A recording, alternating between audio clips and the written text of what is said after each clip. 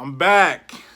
I'm back, y'all. I'm back with a brand new reaction video. Today we are covering The Joker. Now, if you haven't seen this movie, if you're just a diehard Heath Ledger fan, then to me, honestly, I don't think anybody's gonna outdo Heath Ledger just because of how much work he put into Joker. But this is definitely like a great different like a different take on the Joker. I feel like Joaquin did an excellent job. I know that my friend Deontay, shout out to Deontay, big Marvel fan, definitely told me that like with this one, it didn't follow the original Joker stories, and as far as Joker as a character in general, he's not a character that has had like I guess definite like a definite history or like even a definite name. You know what I'm saying? He's always just been looked at as like the Joker, or like they might just give him a name in this issue of this comic book. So as far as like some sort of like background history, I think this movie did a great job of telling like some sort of origin story for the Joker. Now, as always, if you haven't seen my past couple of videos, go check it out. If you're new to the channel, welcome. As always, contents, laughter, and having a great time. Leave comments below, like, share, all that good stuff. But without further ado, I'm about to take y'all into the world of the Joker. Yeah, man. At one point I was broke, the nigga had to disable it. And now I'm the shit, however you wanna label it. I got sauce and you flavor it. And I feel like with this one, like you just saw like where it came from, with the medications and his mood swings and his mom saying he was a happy kid, all that all that trash that he learned through his life. And that's one thing that I must say with villains. I love villains who have like an actual purpose, like for being evil. You know what I'm saying? Like some villains just become that way just because they're just upset, mad at the world and all that shit. But I feel like with some villains, like the Joker, like abused as a child, raised in a rough neighborhood in a rough city, with Gotham being what it is. This is a great movie to show like he's actually, without really thinking about it, he's actually leading this movement of all these people like who feel like they don't matter. This constant laughing and just even from the first scene, like, well, a little bit after the first scene, he's out there flipping signs for this company that's going out of business, and you see these kids come and steal his sign, and then they beat him up in the alley, and you just like you see just how dirty the city is. You see just how like nobody really cares. The margin between the elite and the poor is huge. You know what I'm saying? Like it is amazing like how much just how much like people like didn't care at that time. He's telling about this stuff and I'm like, dang, like these people that get paid to do that, like there are people out there who really like go through this stuff, and I'm wondering like, are they actually getting the best treatment? You know what I'm saying? Like, because from watching this movie and like having just if you have to sit down and like actually hear everything they're saying, I'm wondering like at that point, like did medication really do as much like as they promised like it would do? You know what I'm saying? As far you can feel good and all that stuff, but as far as like when you're coming down from all those drugs, like that's a lot of stuff. When it came to his neighbor who lived down a couple doors, the black woman, first of all, let's get out of the way. She is gorgeous. I don't know about y'all, but she's absolutely gorgeous to me. And so like when I saw her, obviously, I knew that my boy Arthur was feeling her, but I was like, ain't no way she's actually feeling him. Like I was like, there's no way in hell. And so like that's one like I guess bright moment of the movie when I thought that like maybe he had found somebody. But then at the same time I was like, nah, like this can't be real, because like things escalated so quickly. You know what I'm saying? Like you gotta think like this guy Arthur is living in this like just shitty apartment, and this woman's like with her daughter.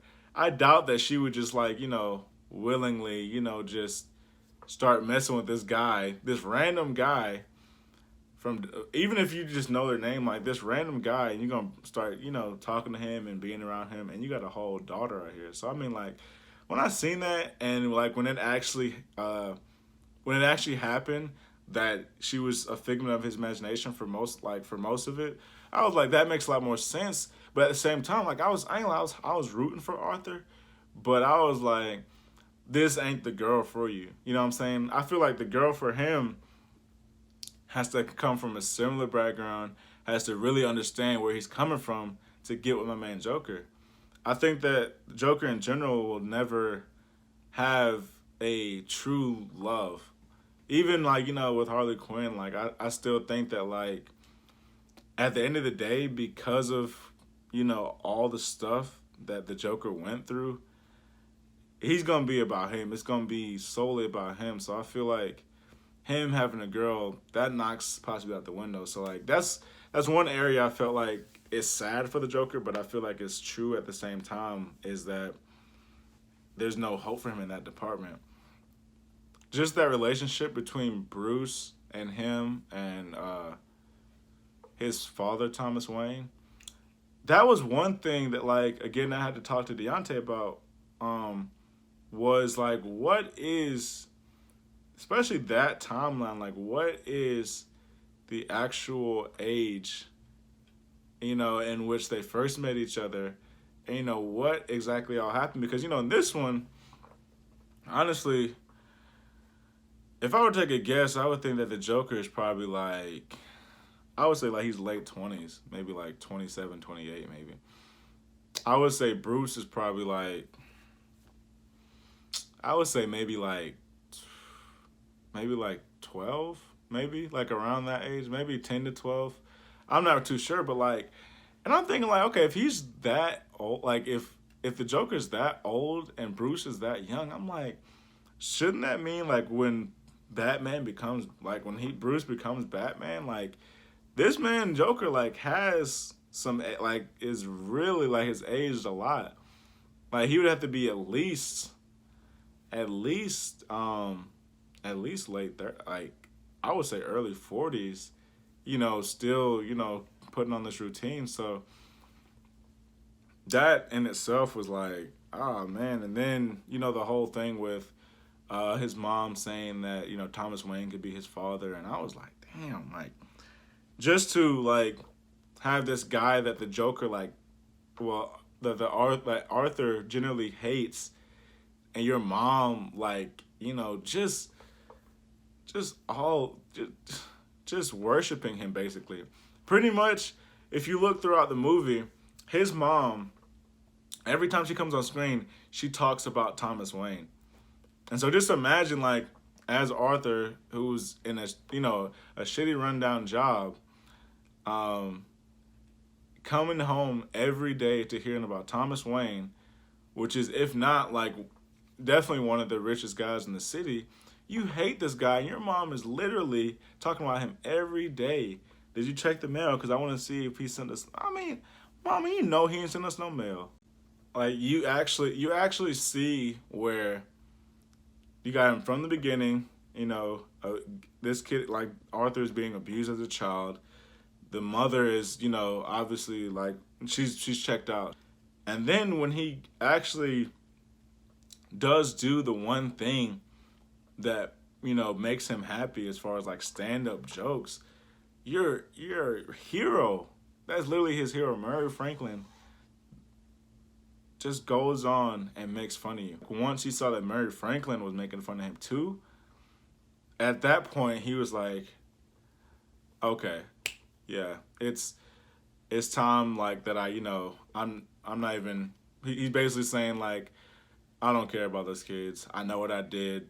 I justify what I did. Like, at that point, he really became, like, the Joker. And then when he actually went on the Murray Franklin show and actually killed him on live television, that just confirmed it. You know what I'm saying? Like, he had already decided, like you said, like, he thought that his life was a tragedy with all this terrible stuff happening to him, but now he realized it was a comedy because he realized that it was just stuff to laugh at. Like he can't even.